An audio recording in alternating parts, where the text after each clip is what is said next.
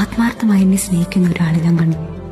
അയാളുടെ ജാതി, മതം, ജീവിതം, ചുറ്റുപാട് ഒന്നും എനിക്കറിയില്ല. പക്ഷെ മരിച്ചുപോയ എൻ്റെ ഉമ്മയ്ക്ക് ശേഷം സ്നേഹം കൊണ്ട് സ്വാധീനിച്ച മറ്റാരും എൻ്റെ ജീവിതത്തിൽ ഉണ്ടായിട്ടില്ല. നേരം ആഴങ്ങളാ കണ്ണിൽ സുറുമ പരത്തി തിരകൾ പോലെ കാതോരം ചൊല്ലുന്ന പൊരിശയെല്ലാം ഓളെന്ന പെണ്ണിന്റെ നാമങ്ങളായി